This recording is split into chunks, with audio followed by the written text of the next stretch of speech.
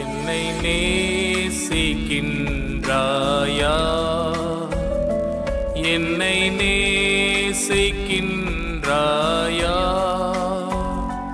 கல்வாரி காட்சியை கண்ட பின்னும் நேசியாமல் இருப்பாயா.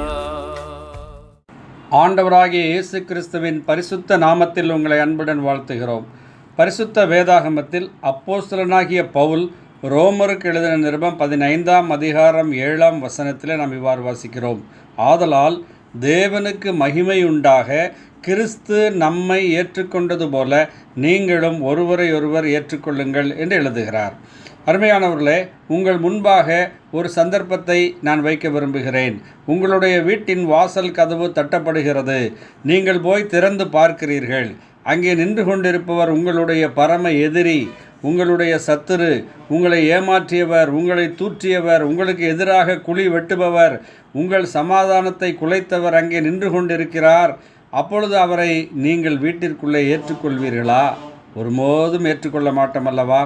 ஆனால் நாம் இங்கே சிந்திக்க வேண்டியது, கிறிஸ்து நம்மை ஏற்றுக்கொண்டது போல, ஆம், நாம் தேவனுக்கு சத்துருக்களாய் இருந்தோம், நாம் தேவனை விட்டு தூரமாய் போனவர்களாக இருந்தோம், பாவிகளாய் இருந்தோம், பாவத்திலே விழுந்து தேவனுக்கு பிரியமில்லாத காரியங்களை செய்து தேவனுக்கு எதிரானவர்களாக இருந்தோம்.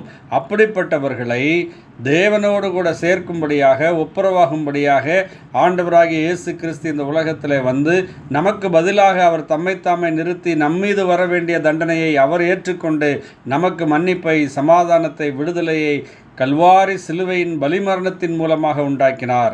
சிலுவையிலே சிந்தின இரத்தத்தினாலே நம்முடைய பாவங்களை எல்லாம் கழுவி சுத்திகரித்தார். மரித்து அடக்கம் பண்ணப்பட்ட கிறிஸ்து 3ஆம் நாள் உயிர்த்தெழுந்தார். அவரை விசுவாசித்து ஏற்றுக்கொண்டவர்கள் எத்தனை பேர்களோ அத்தனை பேர்களும் தேவனுடைய பிள்ளைகள் ஆகும்படி அதிகாரம் கொடுத்தார். ஆம் அருமையானவர்களே, சத்துருக்களாயிருந்த நாம் தேவனோடு கூட ஒப்புரவாக்கப்பட்டோம், தேவனை ஏற்றுக்கொண்டவர்களானோம், தேவனால் ஏற்றுக்கொள்ளப்பட்டோம். நாம் எவ்வாறு தேவனை விசுவாசித்து ஏற்றுக்கொண்டு அவருடைய பிள்ளைகளானோமோ, நாம் எப்படி தேவனால் ஏற்றுக்கொள்ளப்பட்டோமோ அதேபோல் நாமும் மற்றவர்களை ஏற்றுக்கொள்ள வேண்டும் என்று இந்த வசனம் போதிக்கிறது. மற்றவர்களை குற்றவாளிகளாக தீர்க்காமல், மற்றவர்கள் மீது கோபப்படாமல், அவர்கள் தவறு செய்தவர்களாக இருந்தாலும் ஆண்டவராகிய இயேசு கிறிஸ்துவின் சுபாவம் நம்மிடத்தில் காணப்படும் பொழுது, ஆண்டவராகிய இயேசு கிறிஸ்து நம்மில் வாழும்போது நாம் அவர்களை மன்னித்து ஏற்றுக்கொள்ள வேண்டும் என்று அப்போஸ்தலனாகிய பவுல் போதிக்கிறார். அருமையானவர்களே, ஆண்டவராகிய இயேசு கிறிஸ்துவின் மூலமாக இந்த தேவனோடு ஒப்புரவாகும் பாக்கியத்தை நீங்கள் பெற்றுக்கொள்வீர்களானால் தேவன் உங்களிலே வாசம் பண்ணுவார். நீங்களும் இந்த விதமான நற்குணங்களை பெற்றுக்கொள்ள முடியும். தேவன் உங்களை ஆசீர்வதிப்பாராக. ஆமேன்.